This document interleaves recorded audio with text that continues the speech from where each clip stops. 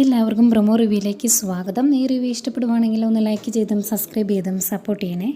അപ്പോൾ ഗൗതത്തിനുണ്ടായ മുറിവൊക്കെ ഒന്ന് ഡ്രസ്സ് ചെയ്ത് ഒരു ഇഞ്ചക്ഷനൊക്കെ എടുത്ത് ഉറങ്ങാനായിട്ട് കിടത്തിയേക്കുമായിരുന്നല്ലോ, മയക്കത്തിലായിരുന്നല്ലോ ഗൗതം. അപ്പോൾ എഴുന്നേറ്റ് കഴിയുമ്പോഴത്തേക്കും നന്ദയാണ് കാണുന്നത്. അന്നേരം ഗൗതം പറയുവാണ്, എന്നെ ഒന്ന് ഹോസ്പിറ്റലിൽ എത്തിച്ചാൽ മതിയായിരുന്നു, അല്ലെങ്കിൽ എൻ്റെ റെസ്റ്റ് ഹൗസിലേക്ക് എത്തിച്ചാൽ മതിയായിരുന്നു എന്ന് പറയുക കേട്ടോ.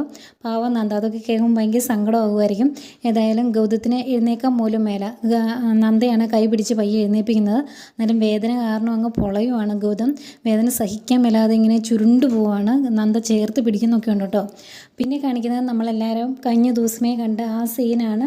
നന്ദ റൂമിലേക്ക് വരുമ്പം ഗൗതത്തിൻ്റെ കൈ ഇങ്ങനെ കൂട്ടിപ്പിടിച്ച് ഉമ്മ വെച്ച് അതിലിങ്ങനെ ഞെക്കി പിടിച്ച് കരഞ്ഞുകൊണ്ടിരിക്കുന്ന നമ്മുടെ പിങ്കിയാണ്. അത് കാണുമ്പോൾ സഹിക്കാൻ പറ്റുന്നില്ല നന്ദയ്ക്ക്. ഏതായാലും സംവിധായകൻ ബാലൻസ് ചെയ്യുന്നുണ്ട് രണ്ട് കേസും. അതുപോലെ തന്നെ ഗൗതം എഴുന്നേറ്റ് വരുമ്പം കാണുന്നത് നിർമ്മലിൻ്റെ തോളിലേക്ക് ചാരി ആകെ സങ്കടപ്പെട്ട് കരയുന്ന നന്ദയും നന്ദയെ ആശ്വസിപ്പിക്കുന്ന നിർമ്മലിനെയൊക്കെയാണ്. ഇതൊക്കെയായിരുന്നു പ്രൊമോ.